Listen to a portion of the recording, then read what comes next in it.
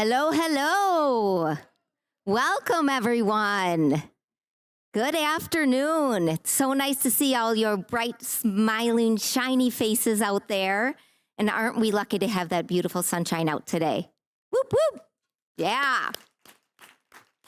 I'm Tina Jones. I'm the Executive Director of Girls on the Run of Southeastern Wisconsin. And I am so proud to be here with you for our inaugural first Fuel Her Future State of the Girl discussion. It feels especially fitting that we gather for this inaugural event during the same month as the International Day of the Girl.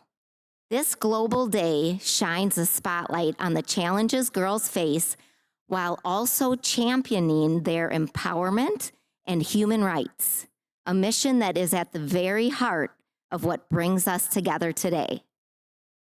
First, a heartfelt thank you to our partners at Direct Supply. Direct Supply and their WIN group have just generously hosted us in this beautiful space, and we could not be more grateful. We are grateful for your commitment to the community and for helping us launch this really important conversation. And thank you to Miss Molly's Catering for fueling us with such a delicious lunch. I hope you all are enjoying it. I also want to pause to recognize the many people who helped bring this together today. Our dedicated Girls on the Run staff, you've probably seen them all around. Our board of directors, our young professional board are here. Our incredible coaches I've seen in the room and partner schools. Your passion, your energy, and your belief in what's possible for girls is what makes days like this happen. And to our panelists, thank you. You each bring unique perspectives as healthcare leaders, educators, parents, and advocates. And to our moderator, Kate Meyer, thank you for guiding the discussion we are about to have. We're honored to have you all here. So, why fuel her future? Because we know the reality. Girls today are facing a mental health crisis at levels we've never seen before. The pressures are enormous, from school to social media to the constant noise of the world around them. But we also know this: with the right support, girls can thrive. Physical activity, connection, belonging, and programs like Girls on the Run give them tools to build resilience, confidence, and joy. For those of you who don't know what Girls on the Run is, we are an 8-week empowerment program for girls in 3rd through 8th grades, building confidence through a positive youth development curriculum that integrates running. We have in our 8-week season right now, and at the end of the 8 weeks, all of our girls, along with their coaches and run buddies, get together at our celebratory 5K, which is an awesome event. So our goal today is simple but powerful: to elevate the conversation about girls' mental health here in southeastern Wisconsin, to highlight the protective role of physical activity and programs like Girls on the Run, and to explore how we together, schools, healthcare, community organizations, and businesses, can be part of the solution. The girls in our community deserve a future where their well-being is prioritized, where they feel seen, supported, and strong. And it will take all of us working together to get there. So that brings me to our first speaker, Dr. Allison Riley, or Allie, Chief Program Officer at Girls on the Run International. Dr. Riley joined Girls on the Run International in 2013 and today leads the development, delivery, and evaluation of all programming and coach training across our entire network. With a background in social work, kinesiology, and psychology, she brings 20 years of expertise designing, implementing, and evaluating physical activity-based youth development programs. She is also one of the brilliant minds behind the evidence-based curriculum that powers every Girls on the Run season. Her leadership has ensured that our program is not only joyful and empowering, it's also recognized nationally for its impact, including a huge shout out from the U.S. Surgeon General, among others, as a model for promoting youth mental health and well-being. And here in southeastern Wisconsin, we see her work come alive every season in every practice, lesson, and every finish line moment, impacting thousands of girls across 7 counties. So we're honored to have her here with us today to set the stage for this conversation by sharing national insights and the state of the girl. So please join me in welcoming Dr. Allison Riley.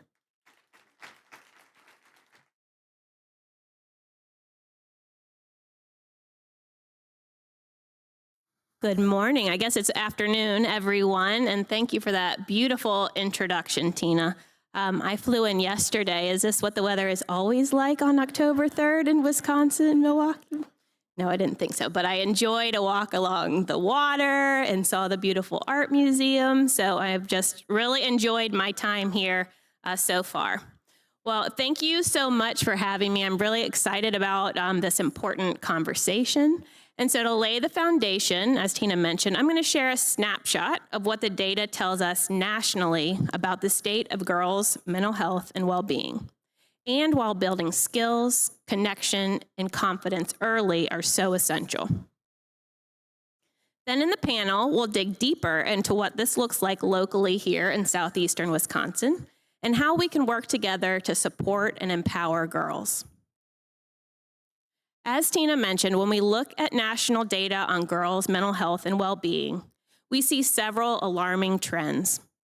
We'll explore the specific statistics in a moment, but the big picture is clear. Challenges have risen significantly, especially over the last decade. Behind every statistic, though, is a real girl. It might be a student you work with, a neighbor, or your own child. For me, it's my daughter, who was diagnosed with selective mutism, a form of social anxiety, when she was 7. She's 10 now, and our journey has reinforced how essential it is for girls to have the tools, the connections, and the confidence as they grow. But the statistics don't tell the whole story. What happens next depends on all of us in this room, families, schools, healthcare providers, community organizations, and of course, the girls themselves. And that's why this conversation today is really important. When we talk about mental health, it doesn't mean being happy all the time, feeling nervous before a test, sad after a loss, or angry when something is unfair. Those are all normal human emotions. Mental health is about our feelings making sense for what we're going through and having ways to work through them so they don't take over. It's also about how we connect with others, make choices, and handle the stress in our lives. So what does the data look like more specifically? As you can see here, more than half of high school girls said they felt persistently sad or hopeless. 1 in 4 had seriously considered suicide, and 12% had a diagnosed anxiety disorder. And it starts much earlier than high school. In a large national study, reports of sadness and depression among 5th grade girls tripled from 2017 to 2023. These challenges grow stronger and more common as girls get older, and that tells us one thing: we can't wait until high school. We have to start early. These challenges were already on the rise before COVID, and the pandemic only intensified them. We know they don't impact every girl in the same way. Factors like race, income, community resources, and school environments all shape girls' experiences of mental health. That's why solutions have to reflect girls' diverse realities and why their voices must be part of the conversation. When we build solutions with girls and not just for them, they're stronger and more lasting. So, how do we respond? Mental health isn't just about reacting after the problems arise. It's about building the conditions for girls to thrive. And to do this, we have to act upstream. I learned this early in my career as a counselor in a residential facility for girls as young as 7. By the time they arrived, their struggles were already overwhelming. The lesson was clear. Waiting until crisis is too late. We need to create opportunities for girls to connect, to move their bodies, to build confidence, and to learn skills in safe, supportive environments, long before the struggles overwhelm them. So to act upstream, we have to start by understanding what is truly important and supportive of girls' mental health. Research and what girls tell us point us to several key factors that support mental health. Today, we're going to take a closer look at 3, specifically social connection, physical health, and confidence. Connection is fundamental.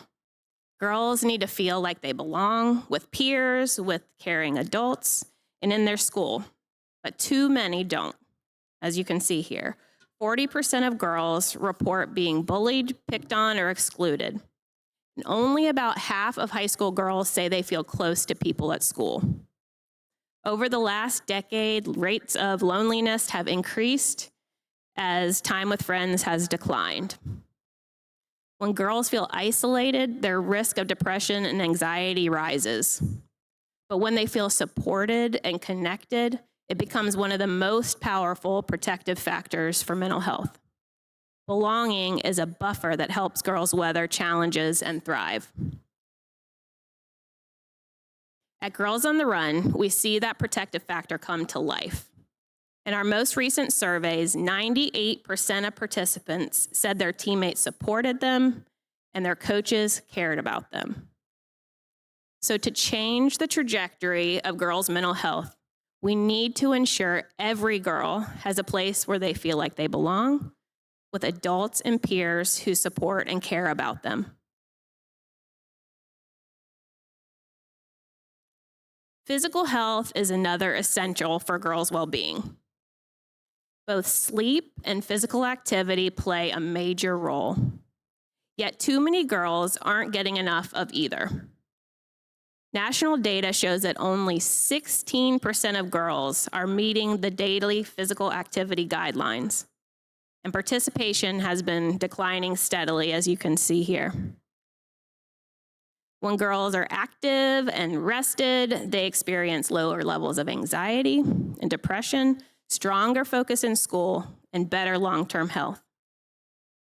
At Girls on the Run, we see the impact of physical activity in a supportive and encouraging environment. 92% of girls say they enjoyed being active because of the program, and parents reported a significant increase in their girls' physical activity levels. But not all physical activity environments or opportunities are created equal. We know that girls will only reap the benefits of physical activity, of sport, when the ingredients are in place for them to thrive.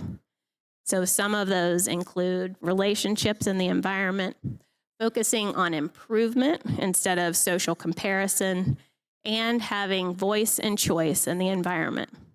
So again, for us to really be able to increase girls' physical activity and therefore increase mental health outcomes, we need to ensure we have these environments that are really leading to girls thriving in those spaces. The last one I will touch on is confidence. We know this is also critical for girls' mental health. And unfortunately, the decline in girls' confidence is starting earlier and earlier, as you can see here. Since 2017, overall confidence among girls dropped from 68% to 55%, with the steepest drop among 5th and 6th graders. In 2017, 86% of fifth graders described themselves as confident. By 2023, that number had fallen to just 68%. Confidence is the foundation that helps girls try new things, raise their hand in class, and believe their voices matter. When that foundation is shaky, it affects many parts of their lives. The good news is that confidence can be nurtured through intentional strategies. Building confidence is a key focus at Girls on the Run, and our data shows that 95% of girls finish the season feeling more confident, and 93% of coaches said their team became more confident. So the call to action here is providing opportunities that help girls build confidence to be themselves, to do hard things, and to use their voices. So here's what we know. Girls today are facing real challenges, but we also know what helps. Physical activity, confidence, belonging. These are a few of the key factors that support mental health and well-being. And programs like Girls on the Run are just one part of the solution.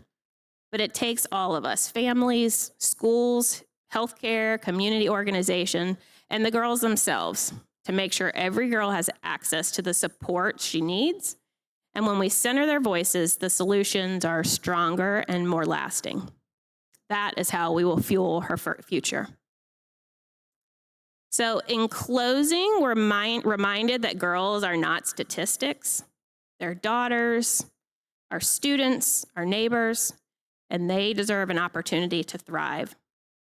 We have the knowledge and examples of what works, and now it's about working together across schools, healthcare, and community programs to put these supports in place for every girl. So I'm so grateful to have this panel to continue this discussion and talk about what it looks like right here in southeastern Wisconsin. So I will invite Kate to come up and introduce the panel.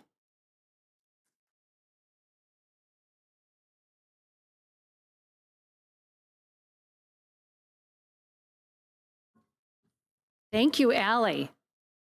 That was excellent. We're going to have our panelists come on up. Great.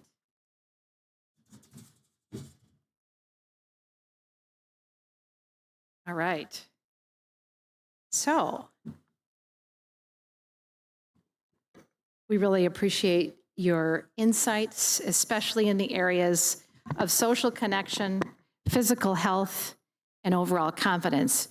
And isn't it the truth, when you have had physical activity, even as adults, you hopefully sleep better, you're more engaged with your colleagues and friends and family, and things really can come together, but we really need some of these guidelines to shape us. So thank you again for that really important reminder. As Tina mentioned, my name is Kate Meyer, and it's my honor to help facilitate this very important conversation. And with me here, we have some very highly seasoned professionals, so I think this is going to be really interesting. We're thrilled that Allie can join the panel. And with Allie, we have Bridget Clementi. Bridget is the Vice President of Community Health at Children's Wisconsin.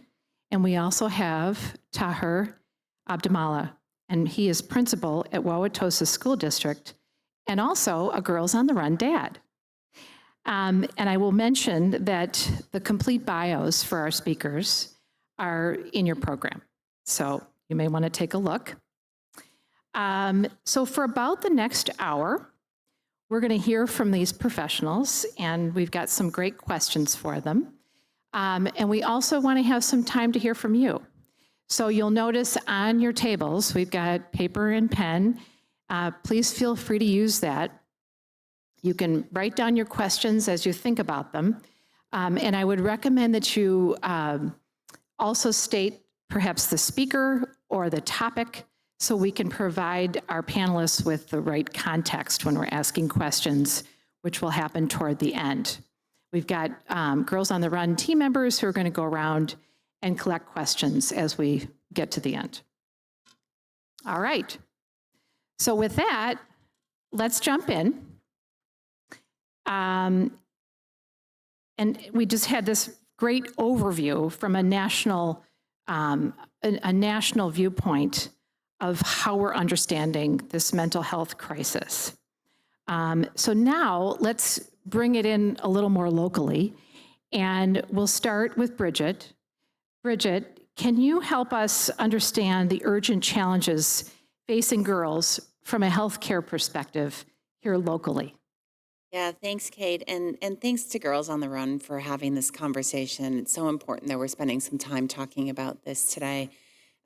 When I think about the mental health crisis and I think about the role that we have in healthcare, a few things come to mind.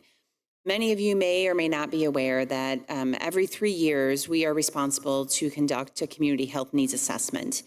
That allows us the opportunity to hear directly from our community in terms of what are the priorities that matter most to our local community. And at Children's, we conduct that both for Milwaukee County and for the Tri-County Northeast area because of our physical presence and clinical presence in those areas. And we've also learned over the years that healthcare has more of a place than just at the bedside, just that clinical care. When we really think about what is helping girls to thrive, as we heard from Dr. Alley, it's about many of the things that are beyond what healthcare can provide. But if we step back as healthcare professionals and really think about health in its holistic way, we have an opportunity to lean into the conversation as well.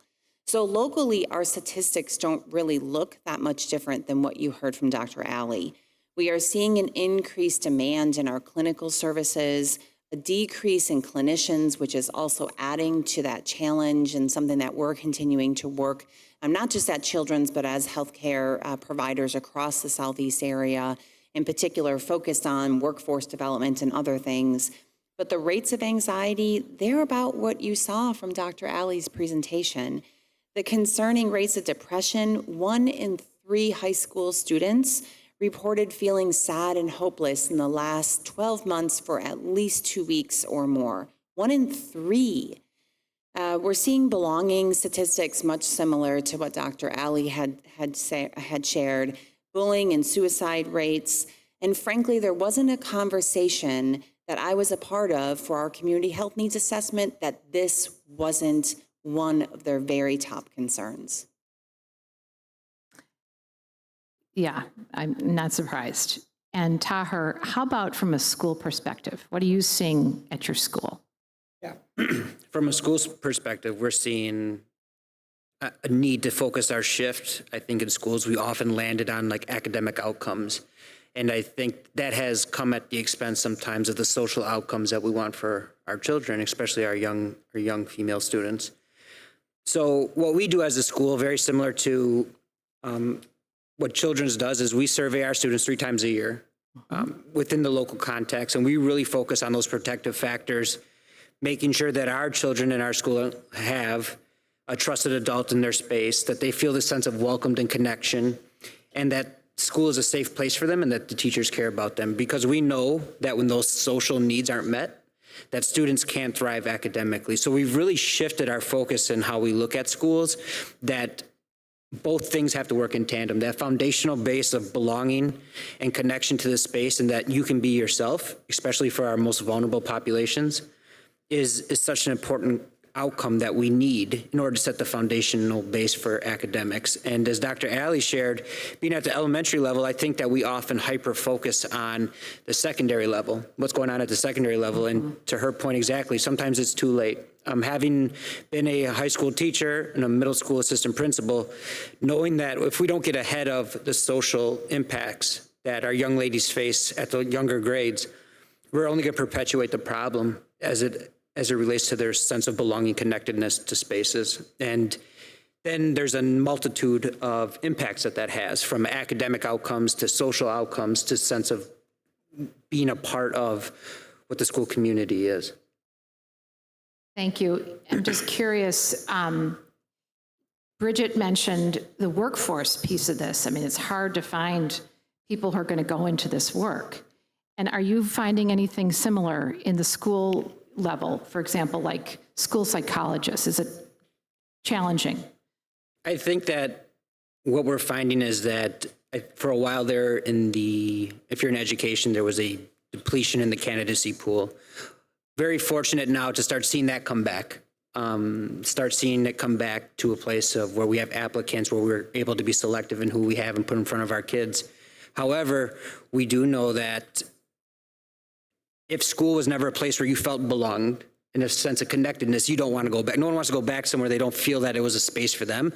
So when we talk about how we're trying to diversify our teaching staff at schools, we want to make sure that they're representative demographically of our students, race, gender identity, all the factors that go into making a person who they are.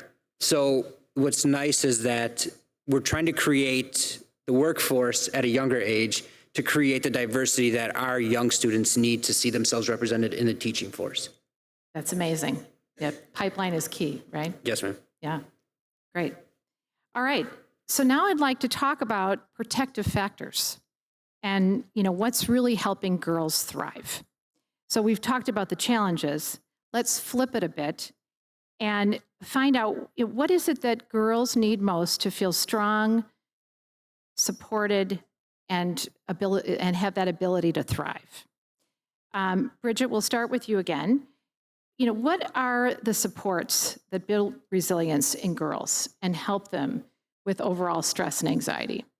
Yeah, well, we could talk for hours on just this topic alone. And one of the really fortunate things I have the opportunity to do in my role is I actually think about kids all the time, not just my own kids, because now they're grown adults, but I really do focus on kids. And when we think about kids or children, or in our case, we often refer to it as pediatrics, we really want to emphasize that healthy children live in healthy families, live in healthy communities. And so we think about this again very holistically. Mm-hmm. And so a lot of the protective factors aren't just set in place for that particular child, or in this case, that girl, but really for the family to thrive as a unit and then the community to thrive as a whole.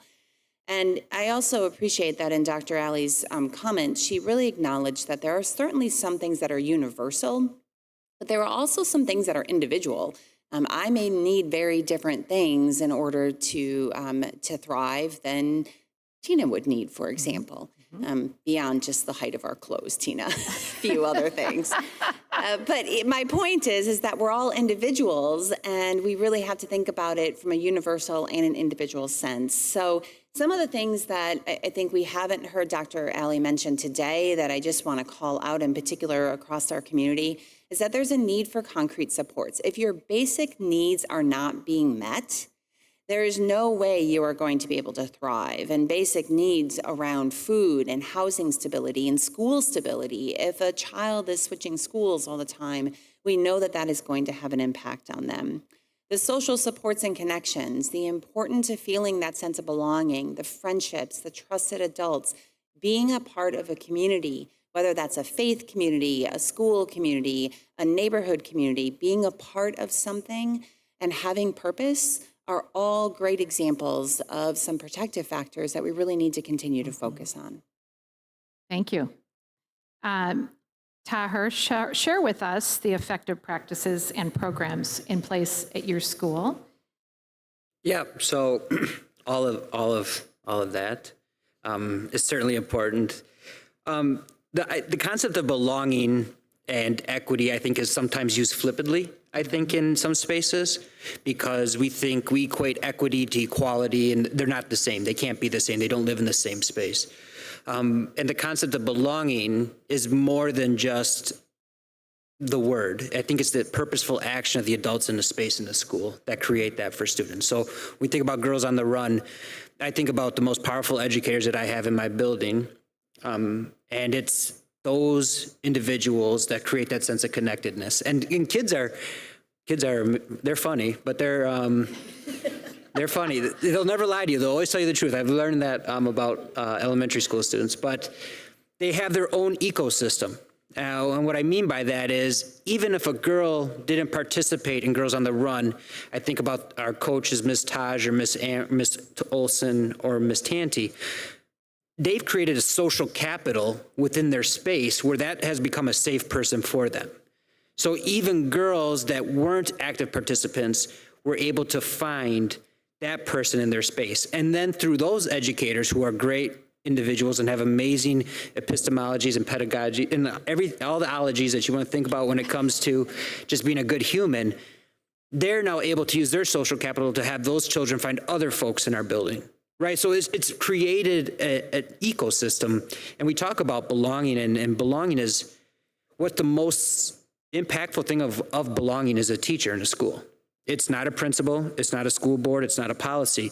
It's the person that has a student in their space all the time. And what we've seen is that when students, once again, they feel that belonging, that is such a wall that can come down for them to engage in anything. And at schools, when we have those adults that have that mindset, it's a complete shift. And belonging is, and I know the National YRBS survey, they don't really hyper focus on belonging. In Wisconsin, though, we have our own YRBS. And the state of Wisconsin Department of Instruction figures belonging to be so important that it's questioned, I think it's 107 in the YRBS, and it continually measures for schools what we're doing to support our students and how are we as educators and educational leaders making that shift to create an inclusive environment for them. I'm not surprised about the teachers. Teachers being that such an important factor for belonging, because they're the ones who really see you. Mm-hmm. And I remember those teachers that I knew saw me, and that immediately, brings that sense of belonging and, really wanting to do well. That's great. Any gaps that you're seeing at all? I think some of the gaps we still see is when you dig deeper into it. I think when you dig deeper into it, there's still some disproportionality in access and opportunity for our families, whether that race, gender, socioeconomic status. I think there's typically as a school, what we've noticed is that our students that come from families, our students of color that are female, tend to have a lower sense of connectedness, right? So how are we as an institution pushing that work forward to create that? One of the biggest steps we've taken, and Girls on the Run does an amazing job of this, is reducing the financial barrier that comes to participation. As a school district, very fortunate to be in a space where equity is allowed to be said, and it's allowed to be practiced in our actions and beliefs. So just being able to provide opportunities through, whether that be music, extracurricular activity opportunities for kids, and not making barriers exist, reducing those barriers. So continuing to disrupt some of those historical barriers that have marginalized populations from participation. Thank you. Allie, how about you? Key priorities that you can think of for thriving? Yeah, so I definitely echo the importance of belonging, connection to adults. So coaches are a big one in addition to teachers. And for us, a lot of our coaches are teachers. So that's a really powerful combination, I think, when we talk about Girls on the Run. I think the role of adults for fostering those peer relationships. So we know, particularly at this age group, peers are so critical to kids' growth, identity. And so that doesn't just happen, especially for the kid who has been marginalized or on the outskirts, right? It takes grown-ups who are paying attention, helping kids develop the skills that they need to be able to resolve conflict and build friendships and choose friends that are going to support them and be the friends that will help them move forward. So I think, in addition to sort of taking that one step farther, or in addition to, the caring grown-up, is also the peer relationships and the role of the adult. So for us, I think making sure all of our grown-ups, coaches are prepared when they go out and work with the girls is key. Having activities that are intentionally designed to build these relationships. So just not assuming that these things will happen. It really takes an intentional effort. And again, just helping girls build the skills that they need so that they can have these strong, lasting relationships.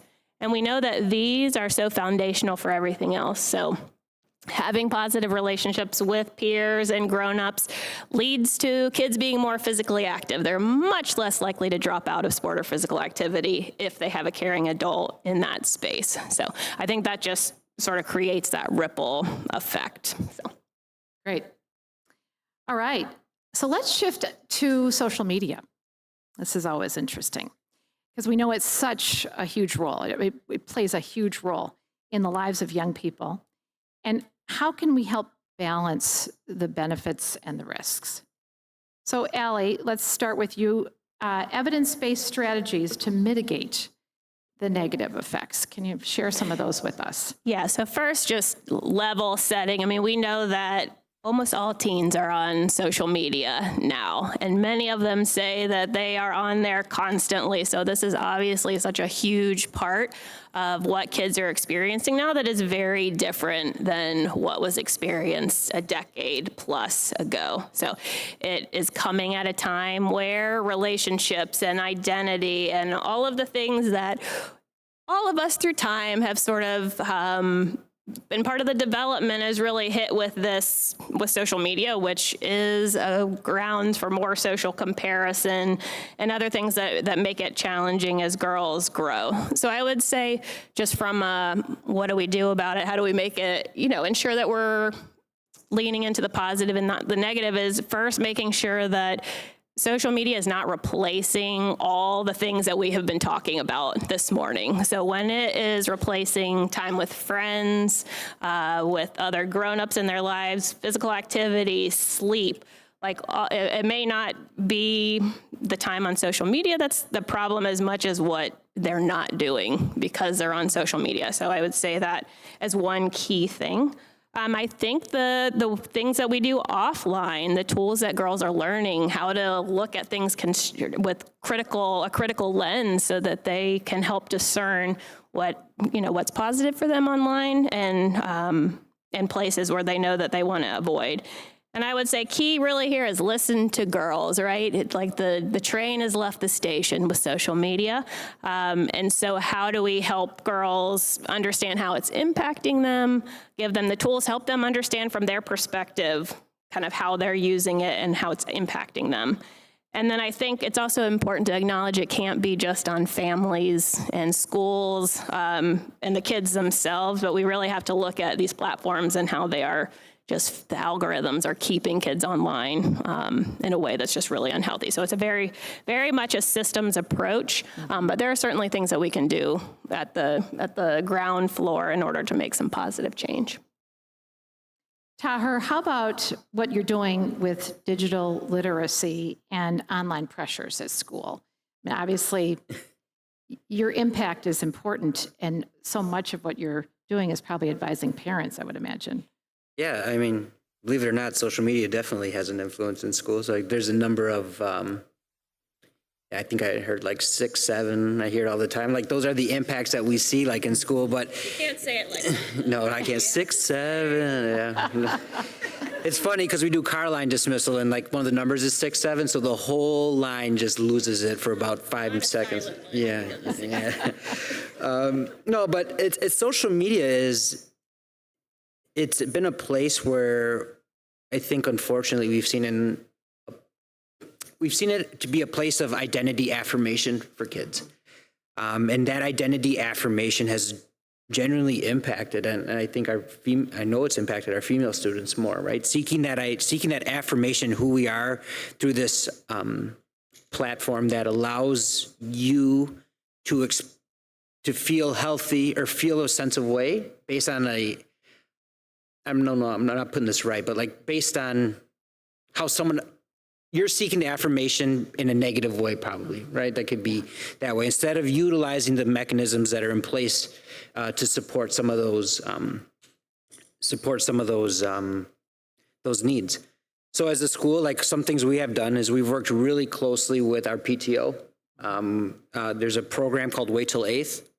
And it's kind of a pledge that we've utilized to have kids make sure that that families aren't giving their kids cell phones till 8th grade.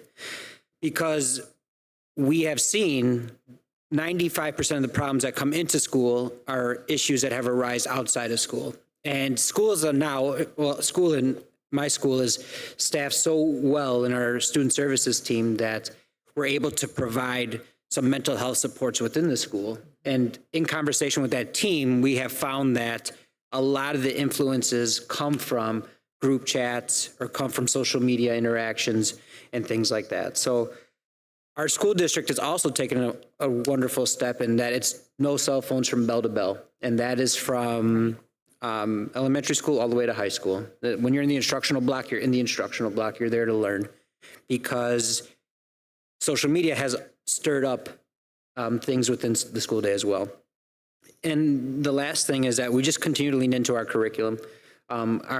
Not in the elementary level, but in the secondary level, our human growth and development curriculum talks about the influences and impacts of social media and how social media, the same thing, could be a friend or a foe, and how you navigate that space. And then utilizing our social emotional resource or social emotional curriculum at the elementary level to help engage in conflicts that may come through some of those things. So it's a delicate balance, and because it can't be just one entity or the other, it has to be a continuum of supports to make sure it's used responsibly.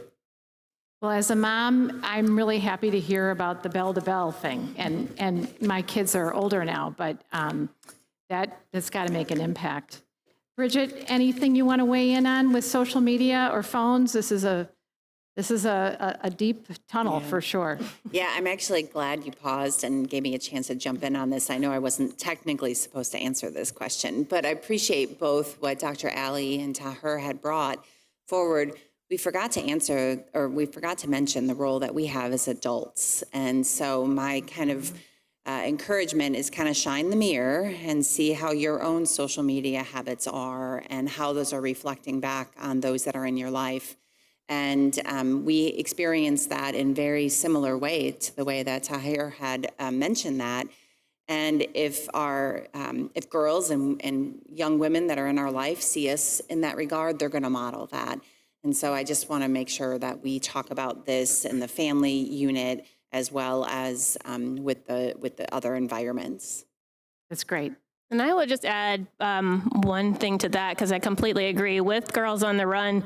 We've been very thoughtful and strategic about still having curriculum that is spiral bound and not having coaches on their phone in front of kids. So I think that's just one way we can model, not because it's hard. You're looking at your phone and a text comes up, and can you really stay in the space with that kid? So I think that's a really, really great point. I anecdotally will just mention, we do an event at my company for women, and one of our speakers wrote a book called High Octane Brain, and a lot of the research that she did leads to, you said the notebook, but the book, and why reading is so important for all of our brains, especially as AI develops. We have to harness that agency and really, reintroduce ourselves and have our families see us, reading. So I'm glad you brought that up. And I will also mention that one of the team members at Girls on the Run, Christy, where's Christy? She brought up a really interesting article in the New York Times, I think it was within the last couple weeks. The state of Kentucky has a statewide ban on phones during the school day. And what they are finding, surprisingly, is an increase in the library usage. Kids are taking out books again. And it's a huge change from even last year. So I think there's some real positives that we're going to start to see. All right. So for one little minute, they don't know I'm going to do this, but I want to just talk for a second about Girls on the Run. And you don't have to tell me great length, but what comes to mind when you think of Girls on the Run? Taher, you've got a great You look like viewpoint. I might talk all day, so I don't know if you want me to start. Girls on the Run dad, and you see it as a school leader. Yeah, I just think when I think about Girls on the Run, I think about smile. I think if a word came to mind, it'd always be smiling, because every time, whether it's my own daughter or my students, I'm always seeing them smiling. So I always think about those are those are connectedness that I have to the program when I hear that. From my perspective, the first things that come to mind is I think the things that are most obvious, the connection, the shared goals and shared purpose, and really bringing that energy together as a group and as a team working towards that same finish line. But when I really step back and think about the intentional effort and focus on the curriculum, and I think back to about third away my career at Children's, I worked closely with a community health worker who was very, very passionate about getting information in the hands of the families that she was serving. And she reminded me that knowledge is power. And when I think about the curriculum that you offer, and I think about the upstream focus on building that confidence, that knowledge can be incredibly powerful for the girls that are participating in the program.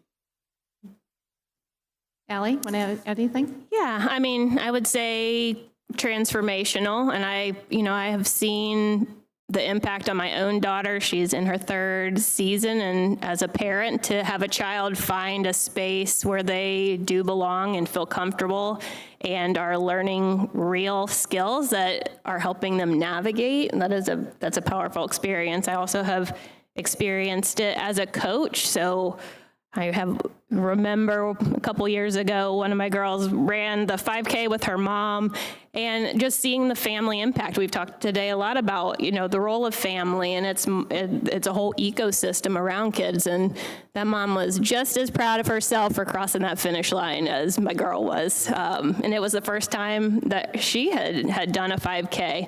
And so it's each of these individual stories that then I can see at the national level. We just wrapped up the first data collection of an alum study with 8th graders who did Girls on the Run as 4th graders, and it is powerful to hear them talk about what they learned and how they're using it now to navigate their day-to-day. So just the way that they can articulate how stop and take a breather looks in 8th grade when they're, struggling with this issue, or things that when they were in 4th grade they didn't think were going to be important, and now as 8th graders, it's like, this is critical. I'm trying to navigate these relationships with friends, and now I have these real tools to help me navigate. So I think each family has their own Girls on the Run story, and we meet kids where they are, and in that way, it can be transformational, and that might look different, but just providing that space for girls.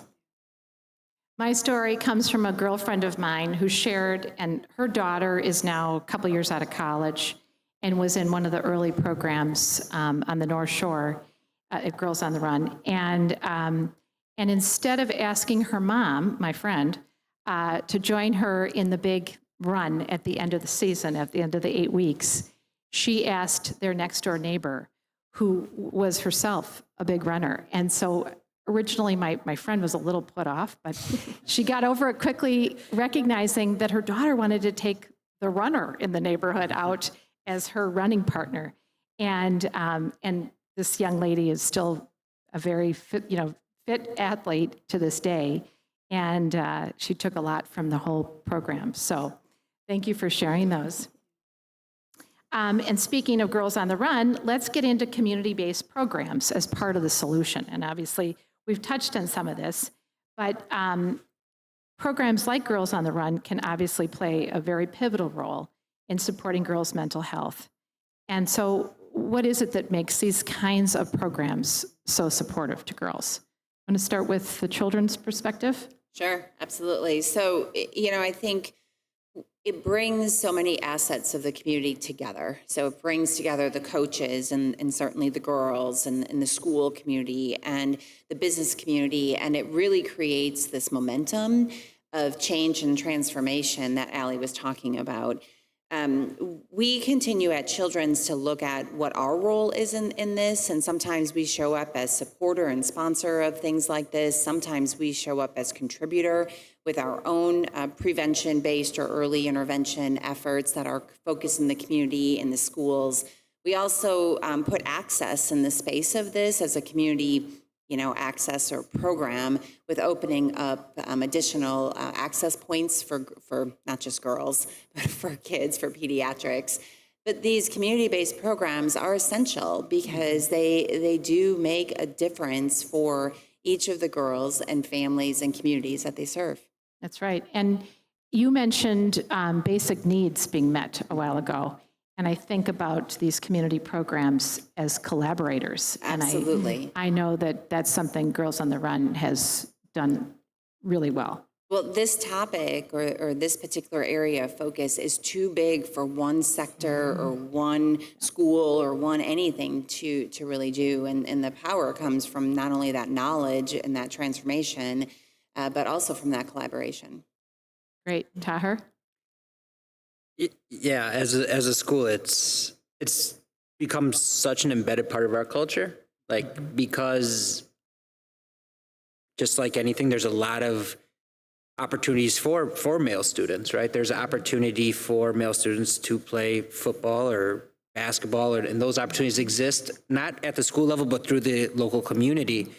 And from my perspective, there's not as many opportunities for our female students. So Girls on the Run and opportunities like Girls on the Run that continue to elevate marginalized populations to have that sense of connectedness have really taken hold in our space. So it just continues to create the connectedness. So for example, every 5K, you'll always see staff along the route.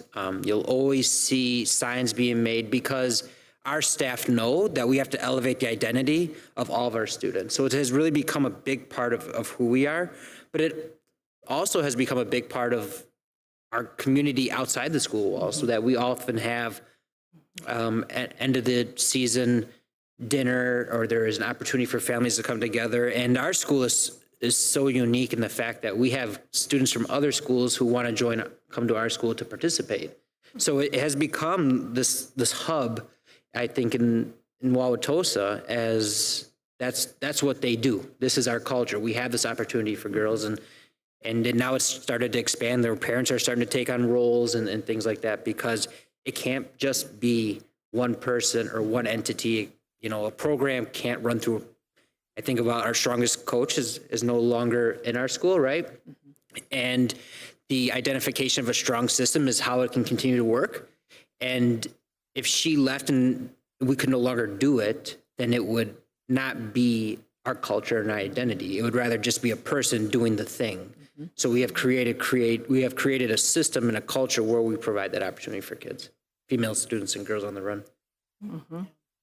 Yeah, and I would just echo, I think you can see here, it's a complex problem, and we need a comprehensive solution that is inclusive of community-based programs.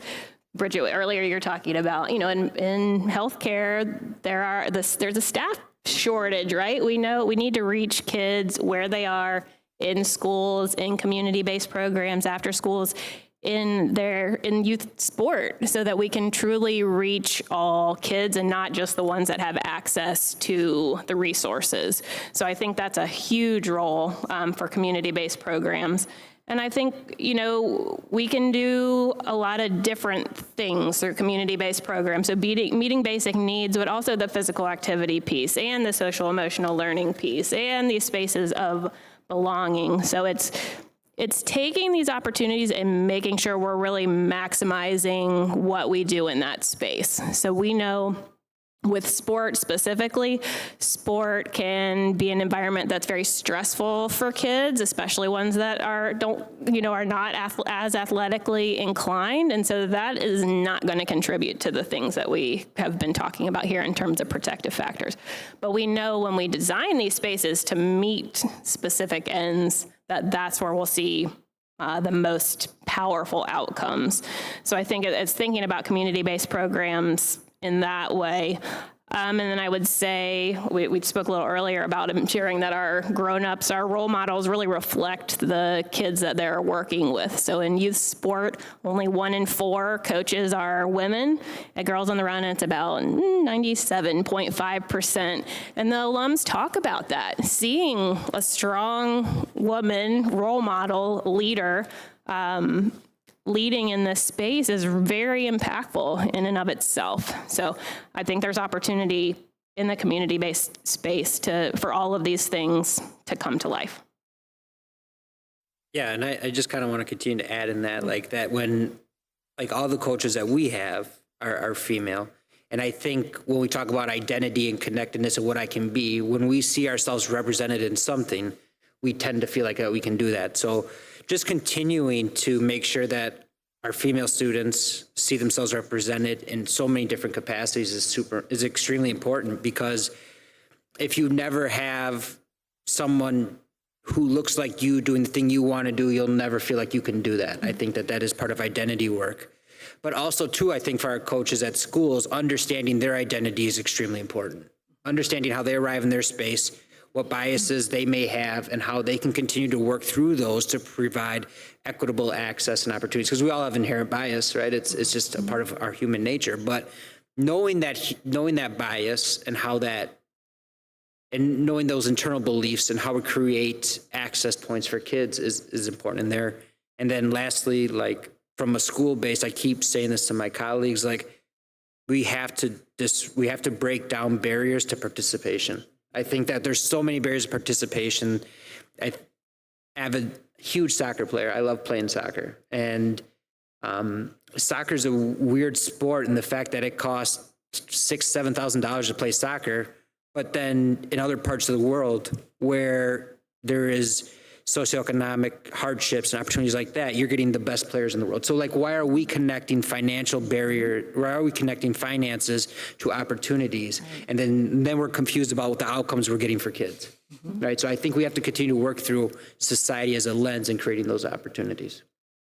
Like I need to snap at that. That's great. And I should mention, we have Girl Scouts in the room, and we have the Women and Girls Fund, we have Greater Milwaukee Foundation, so we have these interested partners who are alongside helping this happen. So thank you. And I just want to echo a couple of things. Our coach training specifically focuses on bias for the reasons that you mentioned. We want to make sure that our coaches are showing up ready to work with all girls and create an environment where everyone can thrive. So I think that's a key part of what we try to do to prepare coaches. Mm-hmm. Great. Okay, so moving right along, we're coming up to the point where we're going to start to go around and get your questions. So if you're still writing, please feel free to continue working on that, and then we can gather questions when we're ready. But now I'd like to talk about breaking the stigma around mental health. And so, let's get into the steps that we can take to create an environment where girls feel safe, talking about their emotions, and asking for help. So Bridget, what are the ways that reducing stigma and improving access to resources, what are the ways that Children's Hospital is helping with that? Yeah, there's several things that we're engaged in across our community to really reduce stigma. So we want to first start by making the clinical needs accessible. And if you're from the local area, you've heard that we've opened up a mental health urgent care clinic and other, we embed our mental health therapists right in the school environment in many cases.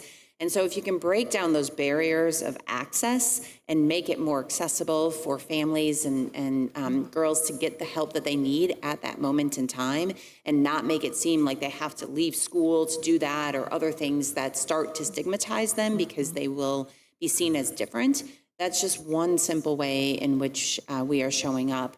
We're also really aware that we have to support the parents and the families. And so there's a program that we offer that's called Triple P, or Positive Parenting Program. And it allows parents to understand, or caregivers, not just, parents traditionally, but caregivers to understand what supports they can offer for the child, or in this case, the girl, in the home environment, and how they can support that child as they might be having to go through dealing with more anxiety or depression in that moment. The program is called Fearless, and it has skyrocketed in terms of the number of families who have participated to know how to support. And some of that is just talking about it. As adults, we need to be forthcoming and open and talk about the experiences that we have, and somewhat normalized, to Dr. Alley's points earlier. There are emotions that we feel throughout the entire day, throughout the week, through the stressors of our life. And if we create a space in which we never talk about what that is, we're just adding to that stigma over and over and over again. Yeah, Taher. Yeah, I think that once again, I keep going back to this concept of identity. I don't identify as a female. I'm not a female. So I think that understanding my role and my positionality as a male administrator is about putting the right folks in the right places to support our female students doing that and connecting families to resources. I think it'd be wildly inappropriate of me to say what I know what it feels like as a female to go through mental health crises. And I think that that is something that we have to go through that bias work. However, when it comes to mental health, and not just for females, I think for all students, it's just normalizing it. I think that we're okay normalizing going to our primary care provider to figure out why I got this ache in my back, but we're not okay, and we continue to have the stigma around if I need to seek support in mental health, whether that be internally within the school or externally. So our job as a school is especially able to identify factors that may be leading to that, right? We continue to talk about that sometimes we're too late to the game, right? The train's already, like as Dr. Alley said, the train's left the station. But as a school, if we're using our systems and processes to identify various indicators of mental health that maybe families are not aware of, and typically those are families that have not engaged in or have access to those supports. So our role as a school is to make sure that we're continually supporting and then normalizing mental health. It is extremely important to normalize that, and noting that for families, when we talk about mental health, there's sometimes a perception. The same thing with special education, right? We want that when we grew up in school, right, there wasn't necessarily the concept of inclusion. And mental health has to be an inclusive part, just like our special education program. So we're trying to get families to understand that if children don't have that foundational base of mental health, there's no academic outcome that they can receive because they don't feel belonging in that space and in that classroom. So continue to work with our families in providing those opportunities for kids is a big charge at the school level. And I would just jump in and definitely echo normalizing seeking mental health. And then for us, normalizing emotions. We talk a lot about there are no bad emotions. They're only comfortable and uncomfortable. And as a parent navigating a child with social anxiety, I know when we started out, it was, there was a lot of avoidance, right? We don't want to lean into things that make us anxious. And now, I tell my daughter when she's going into something like that's a normal feeling. That's okay. It's okay that you're feeling that feeling of anxiety, and we've got to lean into it to be able to move forward. And so I think that normalizing has been so key to her being able to move through some of what she's experienced. Kate, before we move on, the other thing that strikes me is that the way in which we talk about it, we have to be really, really aware of that. And I liken some of this to we in healthcare are leaning into social determinants or social drivers of health, and we talk about it as though it's a label, and some people have social determinants or social drivers, and some people don't. We all actually have social drivers of health. And I find the same kind of conversation happening oftentimes in the mental health space. Well, some people have mental health needs, or some people have and we are so quick to label it. We all have mental health. Guess what? Today I was a little anxious about this. And, to your point, Allie, being able to talk about that is just so critical, and being very aware of our language so that we're not labeling a topic or a concern as though it is an issue. Exactly. Certainly not from the professional standpoint, but from the parent standpoint, I am so grateful that years ago, someone enlightened me to cognitive behavioral therapy when you talked about, leaning in and not avoiding. So the Meyer family has a cognitive behavioral therapist on the payroll, basically, because we have 4 kids, and everybody loves Dr. Greer, including me and my husband. So anyway, it's really a gift to learn those tools and to start early. So great. All right. So now we hopefully have some questions. Good. Jeannie's got a question.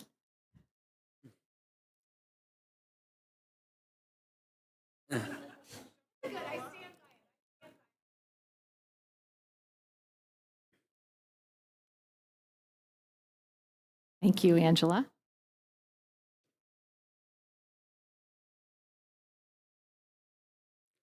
All right. So, how does Girls on the Run ensure each kid feels safe at practices? And when we talk about safety, we're talking about mental, emotional, and physical safety. Who'd like to tackle that one? Maybe start with Allie. Probably.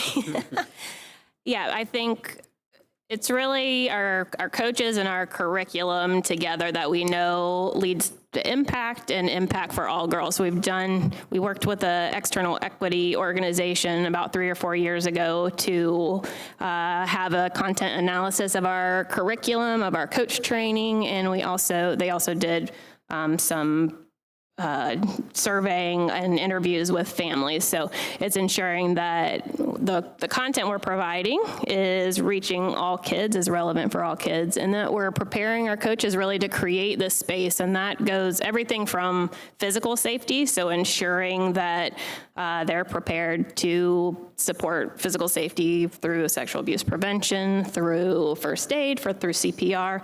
And then a lot of our training and the curriculum lean into the factors that ensure that every girl is going to feel that their story matters. That's what we talk about with coaches. Every girl has a story, every coach has a story, and each of those stories matter, and that's going to impact how girls are showing up.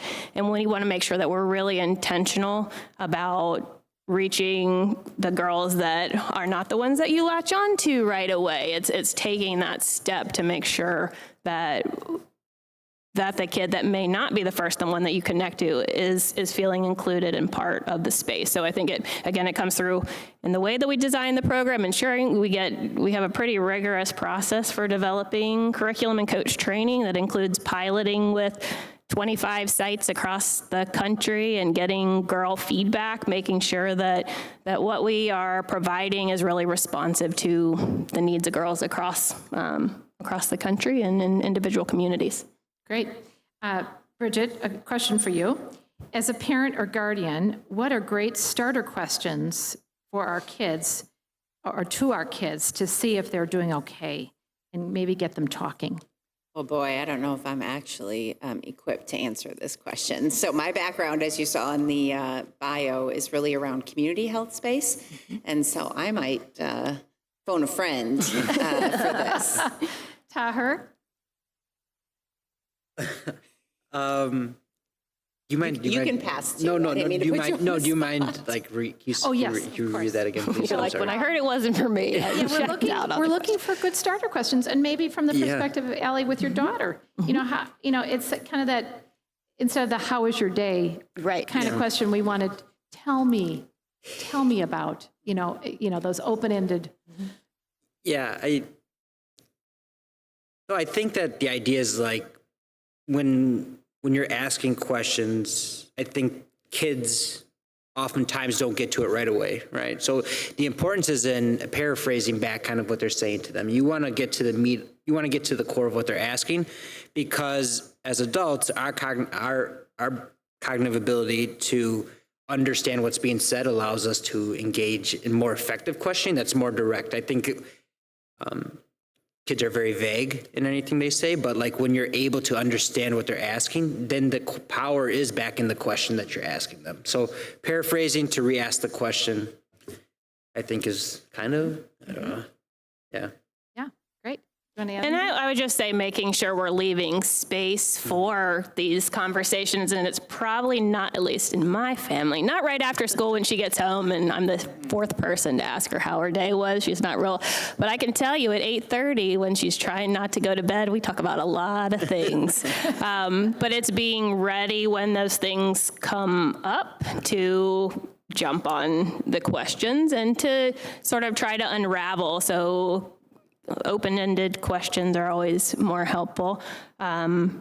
So I think those kind of key is being ready for the conversation and trying to dig a little deeper. And then I've always finding the things that are of interest, so there is a common connection point, can kind of help kids let their guard down. That's Harry Potter in my house, so I'm on the second read of all the Harry Potter books. Wonderful. How can volunteers, I love this one, and I think it's maybe from a college student, but how can volunteers, especially college students, be most impactful in a short amount of time? So I'm thinking that maybe getting involved in volunteering. Is there a window that makes sense, even as a helper on a team, for example? Or a helper, at a Girls on the Run program site, for example? I can jump in for there. Well, I think we have a lot of different opportunities, and our ladies in the back over there can tell you all the specifics, but I think it depends on how much time you have. So obviously we have the 5K at the end. There's opportunity there. Here in Milwaukee, they have a young professionals board. And then with the 8-week season, there is opportunity to coach 1 day a week here in Milwaukee. So I think it's trying to create space where you can create these relationships which don't happen, like that. So it's carving out enough time so you feel like you can build these relationships and really have the impact that we see over the course of the program. Yeah, and just to add on to that too, I think we talk about the impact of coaches and Girls on the Run, it's the relational piece. So if being just consistent and available for them when you're there is extremely important. Not, if you're going to say you're going to do something, do it, right? Because I know for our girls, they always look forward to Tuesdays and Thursdays with their coaches, right? So just continuing being consistent in that. And I love this. It's from a high school focused question, but it's the same idea. Are there opportunities? So for a person who posed the question about high school girl volunteer opportunities, I'm going to show you a slide at the end that has the upcoming events, and that may be the best way for college and high school kids who want to help out but don't have as much time to get involved. So that's inspiring. But our girls love high school students, so it's such an impact to have that near peer in the space with the girls. You got the cool factor, and they're just learning so much through just the role modeling and being in the space with them. And this question is about sort of the intentionality of making sure that there are plenty of situations where the girls are teamed with their peers in a positive way. So maybe for the young girl who's new to the team, for example, and doesn't have any friends on the team, how does that work? Yeah, so what I've noticed is, like I shared earlier, is we have students who sometimes come from different schools to participate in our program, just because we know that we have I know we have a robust program at Underwood. And so, but once again, though, that goes to the adult that's in front of kids, right? The coaches that are there understand that this child is coming from a different space. So what they do is they listen, right? As that Dr. Alley said, give the space to observe, and then they use their instincts to figure out what connection would be most impactful. So it continues to do that and to monitor that. Yeah, and we have that really built into the curriculum as well. With my team last week, we did an activity and they had to pair up with somebody different each time. And we provide the support. So again, my child has selective mutism, so it's really hard for her to engage or speak at all with people that she is not 100% comfortable with. And so coaches are prepared to ensure we're also not just throwing kids into a space that's really uncomfortable with them. Sometimes it's hard to make those connections, but we really prioritize that throughout the curriculum and the activities, is that kids that are new to the team, we want everybody to feel like a part of the team. Especially we have 3rd through 5th graders a lot of times on the elementary school team, so they may know who the other people are, but they haven't had a chance to connect. So that probably leads to this. Can you talk a little bit about how to implement a successful Girls on the Run program, especially when students do not have great support systems in their homes? Are there some tools that you've created to help with that? As much as I would like to say I created them, I think that it was really just comes around like from a building principle perspective, right? Is just hiring folks that have the right disposition. And once again, reducing the barriers to opportunities and participation. That continues to be at the macro level what I'm focused on, and then making sure that when I hire folks that they are the right folks to put in front of kids. I think those are the individuals that really do the day-to-day work to make sure that all kids have the access and opportunity. And in this case, Girls on the Run, where our school is has various. We don't look like the community we're in. We have various. We have predominantly minority school in a predominantly white space. We are about 50% or 40% socioeconomically disadvantaged.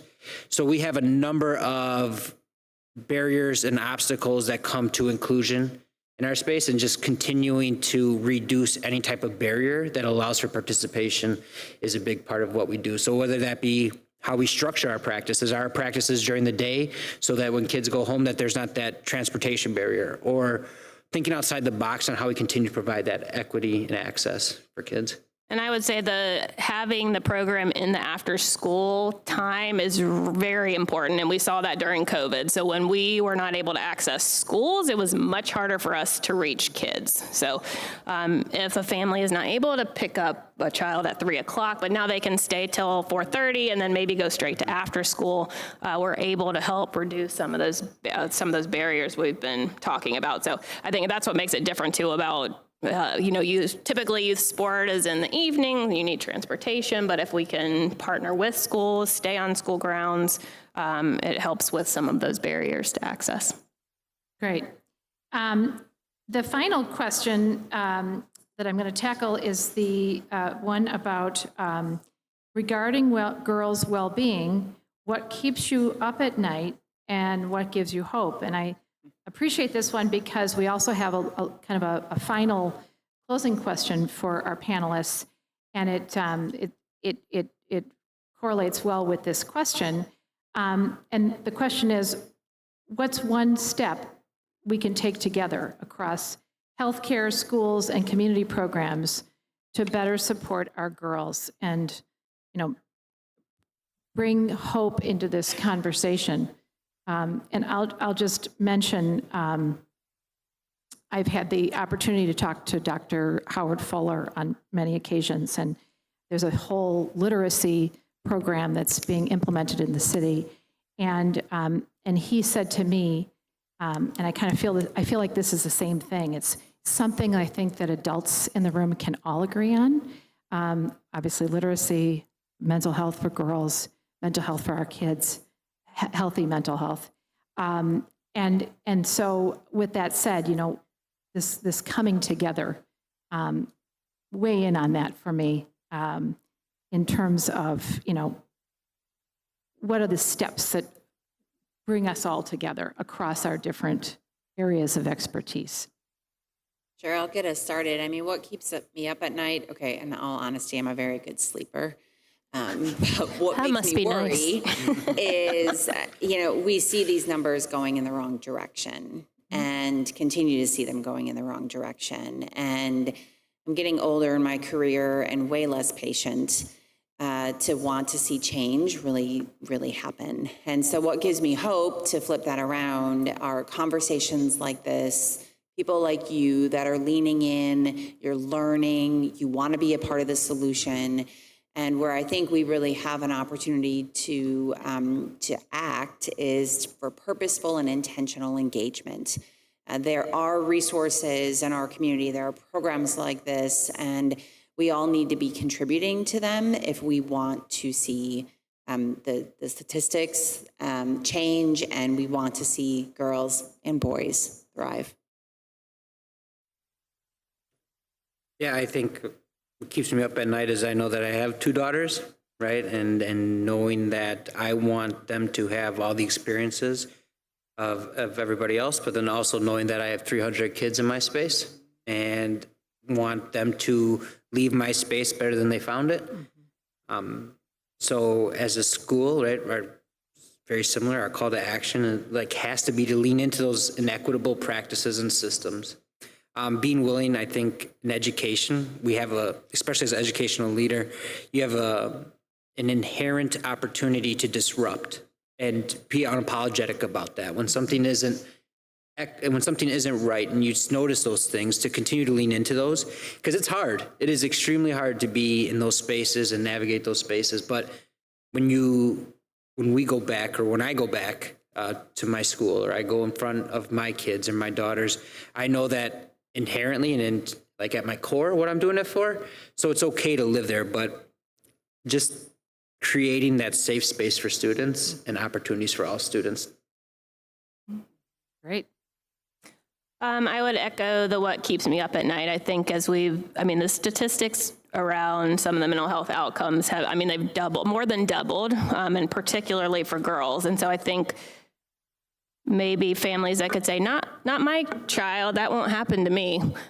That's not the reality anymore. This is happening in the neighborhood. Your 300 kids school, if we do the math, that's a lot of kids that are going to experience some of these mental health challenges. So I think, it's so important, and now is the time, and it's going to take all of us across systems communicating and coming around individual families instead of staying in silos. And I think, something that gives me hope are the girls. They are amazing. They're funny in conversation. They're so thoughtful, and just, again, hearing these 8th graders talking about the things they learned and how they're navigating, they are a huge part of this solution and the team that needs to come together to address some of these challenges. So I think while the challenges are great, there's more conversation around mental health than we have ever had, and a lot of that has been driven by young people. And so how do we kind of take their lead as we move forward, keep these dialogues going, and really identify the solutions that are going to meet the needs of many individual kids? That's very hopeful. I like that. Any other hope-focused last thoughts? Taha or Bridget? I think what makes me hopeful is that there's folks who want to do it still, right? I think that there's so many opportunities to lose hope, that there's people in this space, or people in this society who want to do this because they know the outcomes are so important to kids, especially our young females. Amen to that. I do want to mention we have some exciting things coming up. So for those high school and college volunteer opportunities, or for any of us, we've got the Memories in Motion. That's the fall 5K on November 8th. Always a really fun event, and we need volunteers. We've got the Sneaker Soiree on February 27th, which is a Friday. And that's a wonderful celebratory event. And bring Girls on the Run to your school or community this spring. So we've got some virtual meetings planned. If you or someone you know would be interested, all of this is in the back of your program. So with that, I think we're going to end just a couple minutes early. And this provides our audience with a little time to maybe say hello one-on-one to our professionals. So thank you so much. And it was a pleasure to be here. So thank you.